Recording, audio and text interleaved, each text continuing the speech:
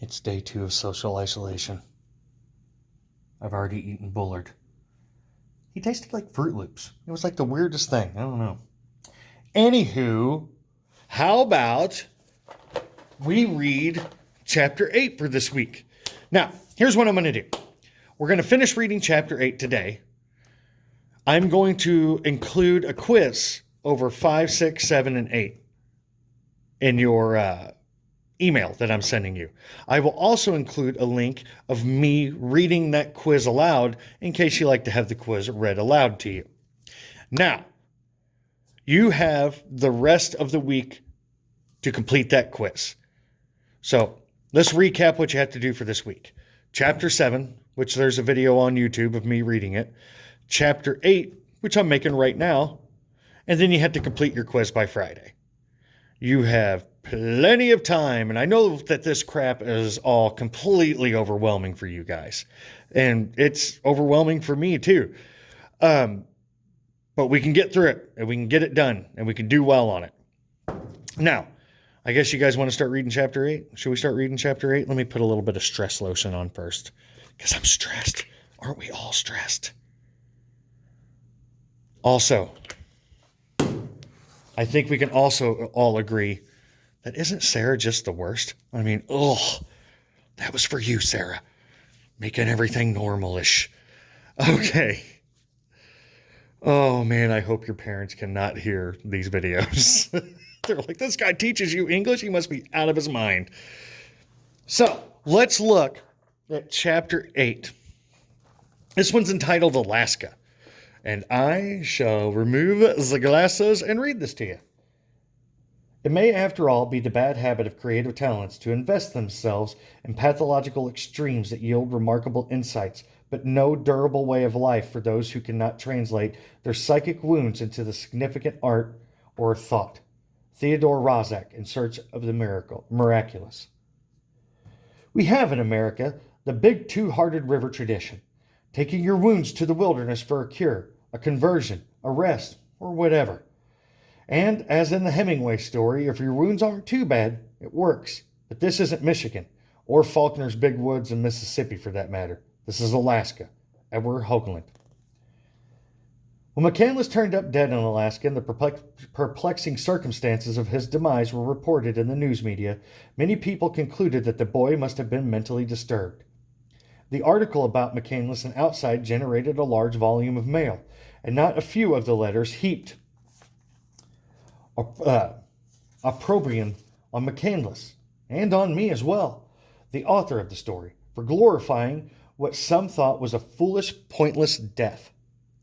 Much of the negative mail was sent by Alaskans.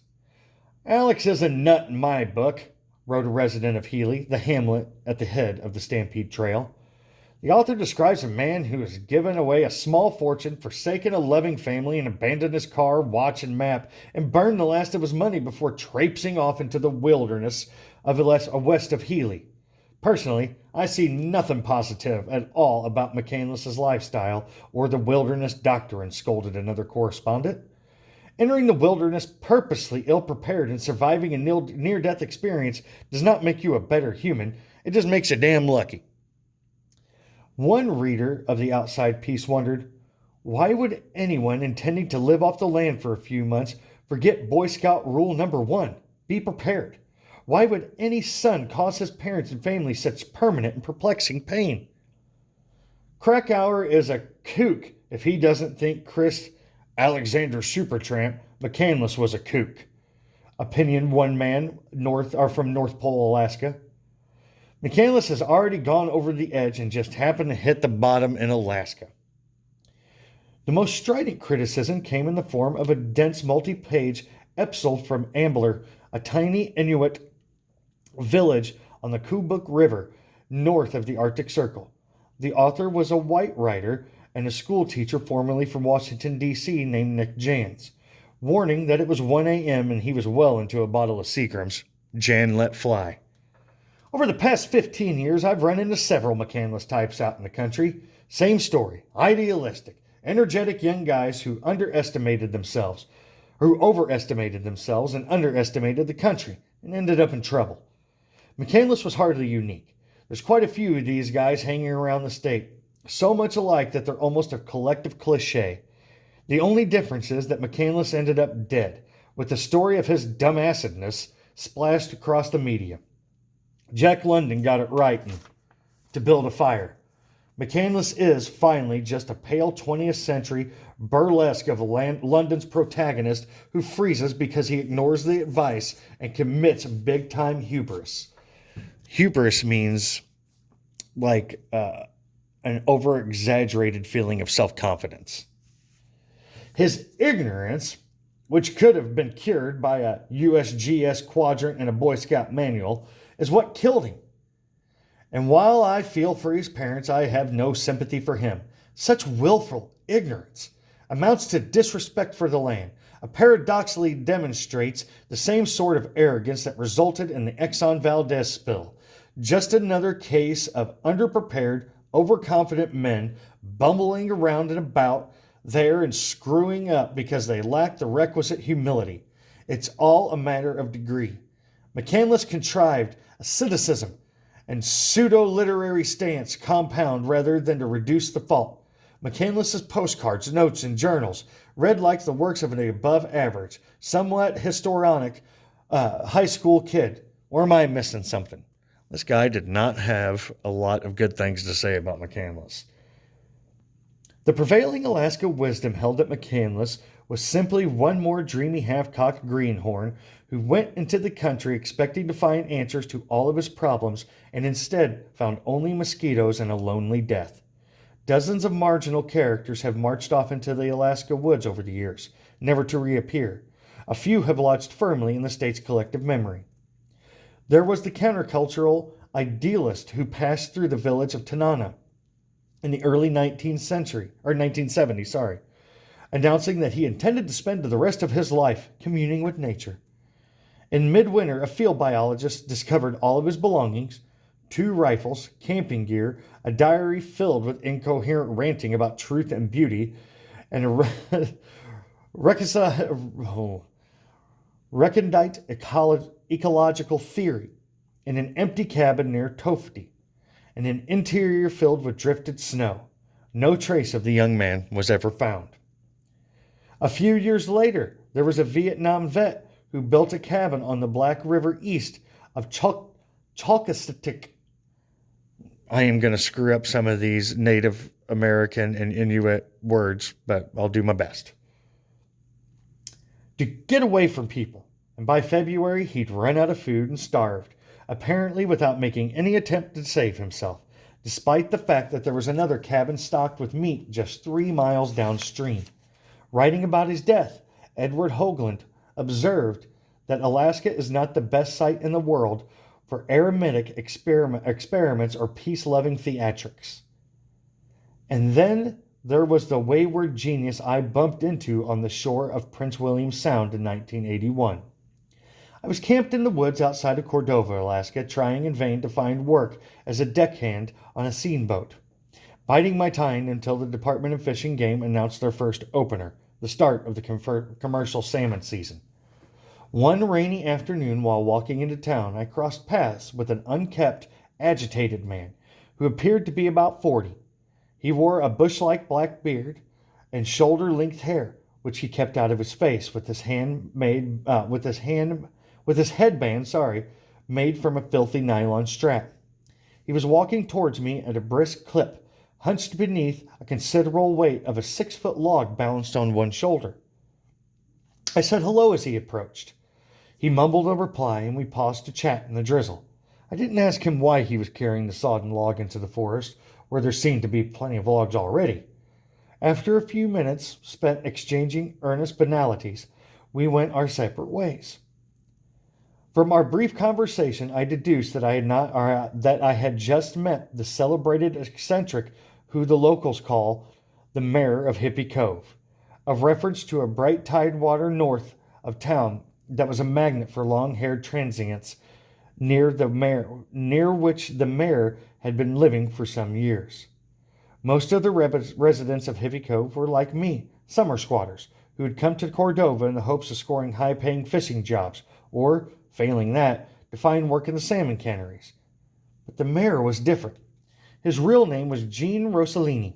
He was the eldest stepson of Victor Rossellini, a wealthy Seattle restaurateur, and the cousin of Albert Rossellini, an immensely popular governor of Washington State from 1957 to 1965. As a young man, Gene was a good athlete and a brilliant student. He read obsessively, practiced yoga, became an expert at martial arts. He sustained a perfect 4.0 grade point average through high school and college at the University of Washington and later Seattle University. He immersed himself in anthropology, history, philosophy, and linguistics, accumulating hundreds of credit hours without collecting a degree. He saw no reason to. The pursuit of knowledge, he maintained, was a worthy objective in its own right and needed no external validation. Let's wait for the bell to stop ringing. Okay. By and by, Rossellini left academia, departed Seattle, and drifted north up the coast through British Columbia and the Alaska Panhandle. In 1977, he landed in Cordova. There, in the forest at the edge of town, he decided to devote his life and ambitions to anthropological experiment. I was interested in knowing if it was possible to be independent of modern technology, he told an Anchorage Daily News reporter, Deborah McKinney, a decade after arriving in Cordova. He wondered whether humans could live as our forebears had when mammoths and saber-toothed tigers roamed the land, or whether our species have moved too far from its roots to survive without gunpowder, steel, and other artifacts of civilization.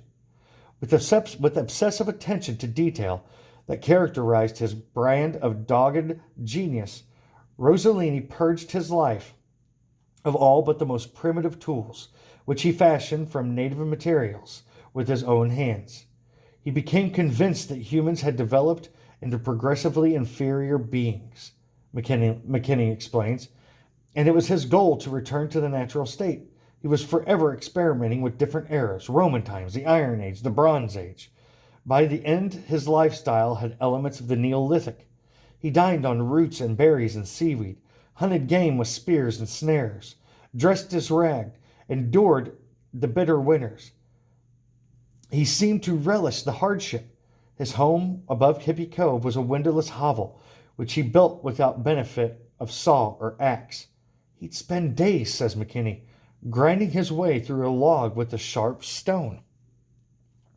As if merely subsisting according to his self-imposed rules weren't strenuous enough, Rossellini exercised compulsively, whenever he wasn't occupied with foraging.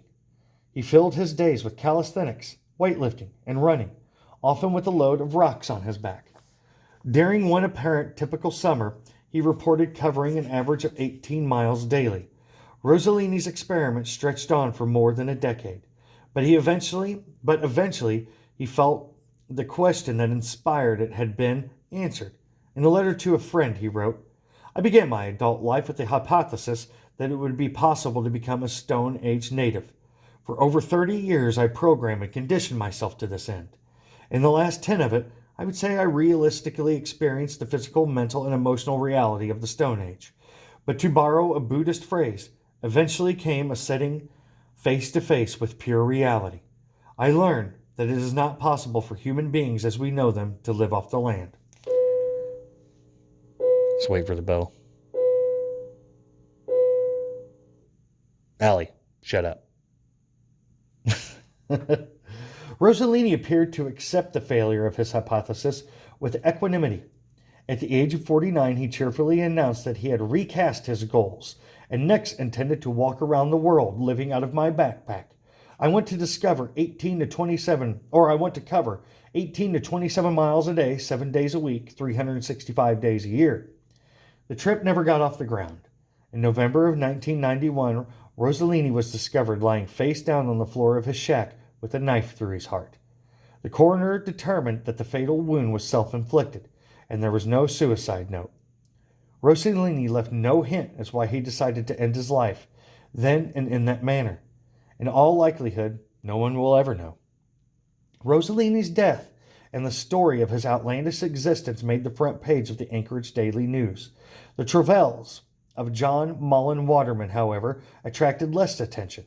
Born in 1952, Waterman was raised in the same Washington suburbs that gave shape to Christopher McCandless.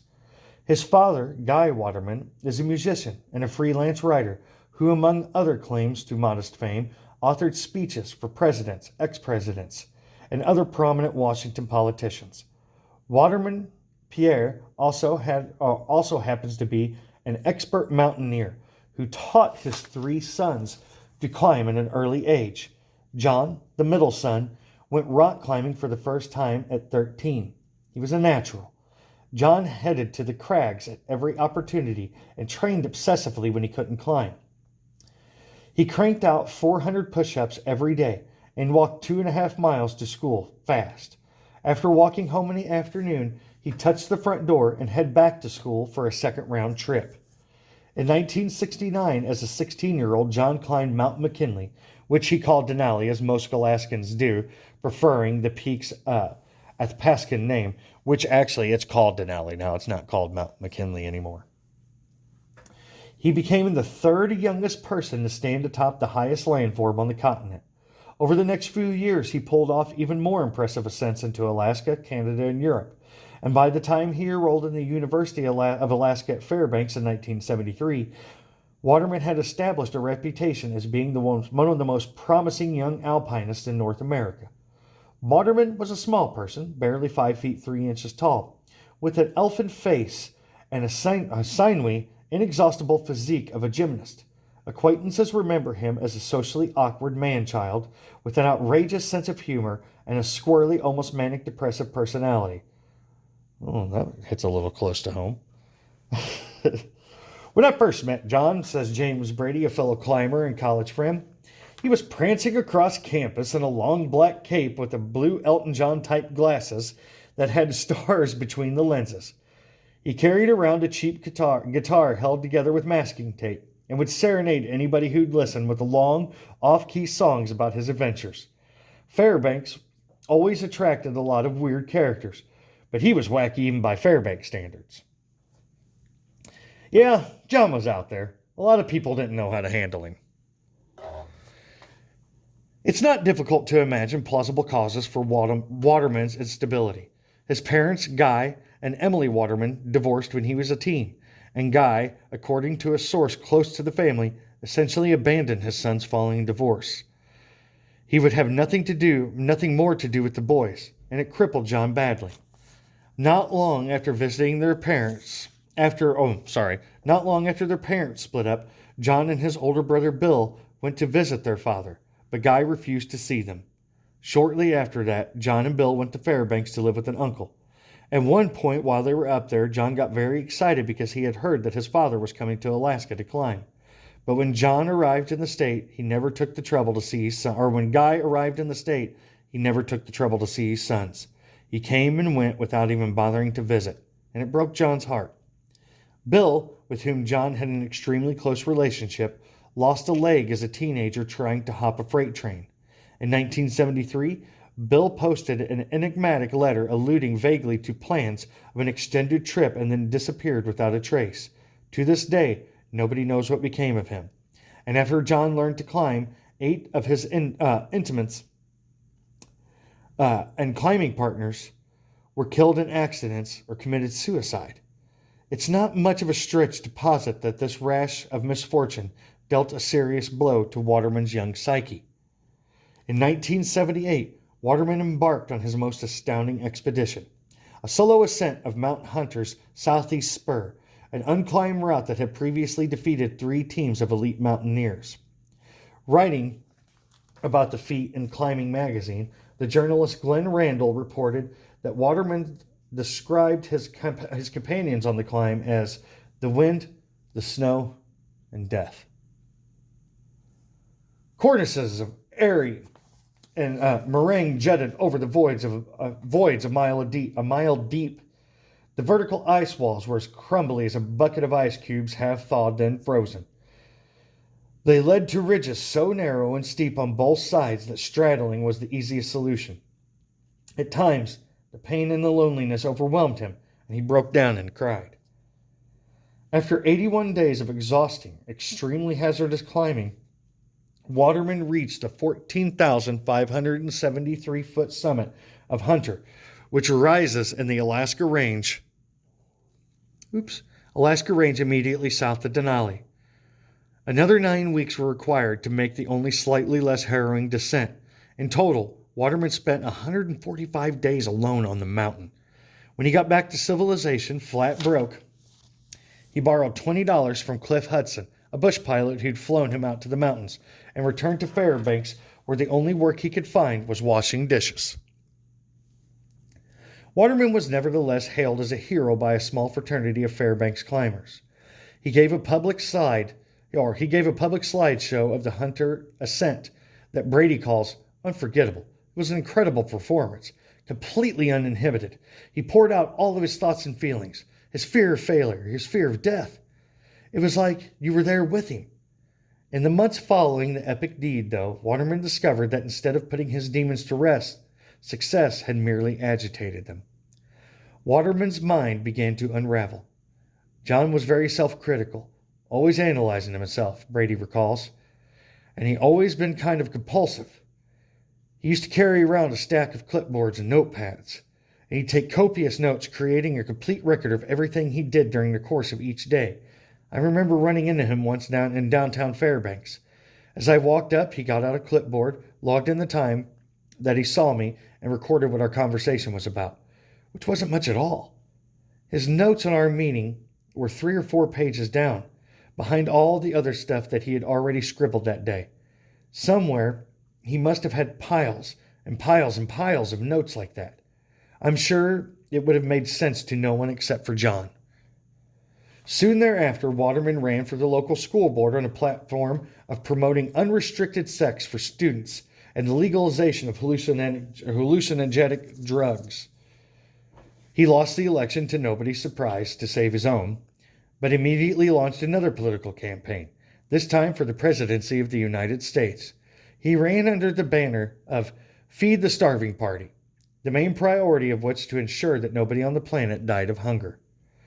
To publicize this campaign, he laid plans to make a solo ascent of the south face of Denali, the mountain's steepest aspect, in winter with a minimum of food. He wanted to underscore the waste and the immorality of the standard American diet.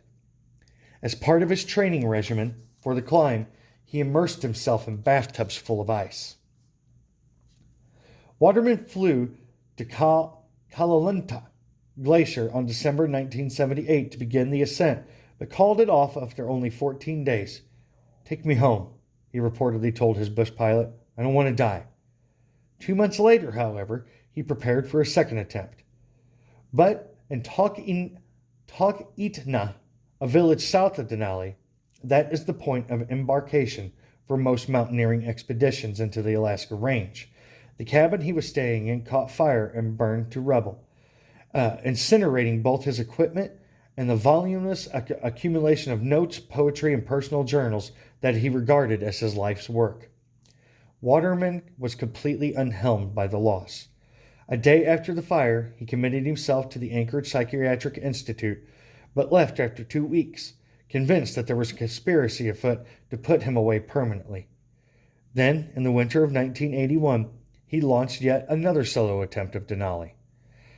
As if climbing the peak alone in the winter weren't challenging enough, this time he decided to up the ante even further by beginning his ascent at sea level, which entailed walking 160 hard miles from the shore of Cook Inlet just to reach the foot of the mountain.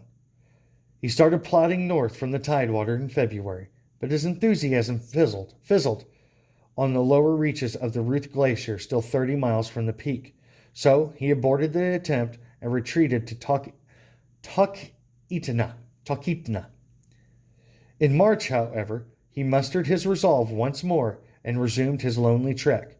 Before leaving town, he told the pilot, Cliff Hudson, whom he regarded as a friend, "I won't be seeing you again." It was an exceptionally cold March in the Alaska Range. Late in the month, Mug Stump crossed paths with Waterman on the upper Ruth Glacier. Stump, an alpinist of world renown, who died on Denali in 1992, had just completed a difficult new route on a nearby peak, the Moose's Tooth. Shortly after his chance encounter with Waterman, Stump visited me in Seattle and remarked that John didn't seem like he was all there. He was acting spacey and talking some crazy stuff. Supposedly, he was doing this big winter ascent of Denali, but he had hardly any gear with him. He was wearing a cheap one-piece snowmobile suit and wasn't even carrying a sleeping bag. All he had in the way of food was a bunch of flour, some sugar, and a big can of Crisco. In his book Breaking Point, Glenn Randall writes, "For several weeks, Waterman lingered in the area of Sheldon Mountain House, a small cabin perched on the side of the Ruth Glacier in the heart of the range. Kate Bull, a friend of Waterman's who was climbing in the area at the time, reported that he was run down and less cautious than usual. He used the radio he had borrowed from Cliff Hudson to call him and have him fly in more supplies, and then he returned the radio he had borrowed. 'I won't be needing this anymore,' he said. The radio would have been his only means of calling for help." Waterman was last placed on the northwest fork of the Ruth Glacier on April 4th. His tracks led down toward the each buttress of Denali, straight through a labyrinth of giant crevices, evidence that he had made no apparent effort to circumvent obvious hazards. He was not seen again. It was assumed that he broke through a thin snow bridge and plummeted to his death at the bottom of one of the deep fissures. The National Park Service searched Waterman's intended route from the air for a week following his disappearance, but found no sign of him. Some climbers later discovered a note atop a box of Waterman's gear inside the Sheldon Mountain Pass. 3/13/81, it read. "My last kiss, 1:42 p.m." Perhaps inevitably, parallels have been drawn between John Waterman and Chris McCandless. Comparisons have also been drawn between McCandless and Carl McGunn, an affable, absent-minded Texan who had moved to Fairbanks during the 70s oil boom and found lucrative employment at the Trans-Alaska Pipeline construction project. In early 1981, as Waterman was making his final journey into the Alaska Range, McGunn hired a bush pilot to drop him off at a remote lake near Colleen River, about 70 miles northeast of Fort Yukon on the southern margin of the Brooks Range. A 35-year-old amateur photographer, McCunn told friends that the main reason for the trip was to shoot pictures of wildlife. He flew into the country with 500 rolls of film, a 22, a 30-30, and with a 22 and a 30-30 caliber rifles, a shotgun, and 1,400 pounds of provisions. His intention was to remain in the wilderness through August. Somehow, though, he neglected to arrange for the pilot to fly him back to civilization at summer's end, and it cost McCunn his life. This astounding oversight wasn't a great surprise to Mark Stoppel, a young Fairbanks resident who had come to know McCunn well during the 9 months they had worked on the pipeline together, shortly before the lanky Texan departed for Brooks Range. Carl was a friendly and extremely popular down-home sort of guy. He seemed like a smart guy. But there was a side to him that was a little bit dreamy, a little bit out of touch with reality. He was flamboyant. He liked to party hard. He could be extremely responsible, but he had the tendency to wing it sometimes, to act impulsively, to get on by bravado and style. Now, I guess it really doesn't surprise me that Carl went out there and forgot to arrange to be picked up. But then, I'm not easily shocked. I've had several friends who drowned or got murdered or died in weird accidents. In Alaska, you get used to strange stuff happening. In late August, as the days grew shorter and the air turned sharp, and the autumnal in the Brooks Range, McCunn began to worry when nobody arrived to fly him out. "I think I should have used more foresight about arranging my departure," he confessed in his diary, significant portions of which were published posthumously, that means after his death, in a 5-part story by Chris Capps in the Fairbanks Daily News Miner. I'll soon find out. Week by week, he could feel the accelerating advance of winter, and his food supply grew meager. McGunn deeply regretted tossing all but a dozen of his shotgun shells into the lake. I keep thinking of all those shotgun shells I threw away about 2 months ago, he wrote. I had 5 boxes, and I kept seeing them sitting there. I felt rather silly for having brought so many. Felt like a warmonger. Real bright. Who would have known I might need them just to keep from starving? Then, on a brisk September morning, deliverance seemed to be at hand. McGunn was stalking ducks with what remained of his ammunition when the stillness was rocked by the buzz of an airplane, which soon appeared overhead. The pilot, spotting camp, circled twice at a low altitude for a closer look. McGunn waved wildly with fluorescent orange sleeping bag cover. The aircraft was equipped with wheels rather than floats and thus couldn't land. But McGunn was certain that he had been seen, and no doubt the pilot would summon a float plane to return for him. He was so sure of this that he recorded in the journal, I stopped waving after the first pass. I then got busy packing things up and getting ready to break camp. But no airplane arrived that day, or the next, or the next. Eventually McGunn looked on the back of his hunting license and he understood why. Printed on the little square of paper, there were drawings of emergency hand signals for communicating with aircraft from the ground. I recall raising my right hand, shoulder high, and shaking my fist on the plane's second pass. It was a little cheer, like when your team scored a touchdown or something. Unfortunately, as he learned too late, raising a single arm is the universally recognized symbol for all okay, assistance not necessary. The signal for SOS, sent help immediately, was 2 upraised arms. That's probably why after they flew somewhat away, they returned for one more pass. And on that one, I gave no signal at all. In fact, I may have even turned my back to the plane as it passed. McGunn mused philosophically. They probably blew me off as a weirdo. By the end of September, snow was piling on the tundra, and the lake had frozen over. As the provisions he had brought ran out, McGunn made an effort to gather rose hips and snare rabbits. At one point, he managed to scavenge meat from a diseased caribou that had wandered into the lake and died. By October, however, he had metabolized most of his body fat and was having difficulty staying warm during the long cold nights. Certainly someone in town should have figured something must be wrong, me not being back by now, he noted, but still no plane appeared. It would be just like Carl to assume that somebody would magically appear to save him, says Stoppel. He was a teamster. He drove a truck. He had plenty of downtime on the job, just sitting on his butt inside the rig, daydreaming, which is how he came up with the idea of the Brooks Range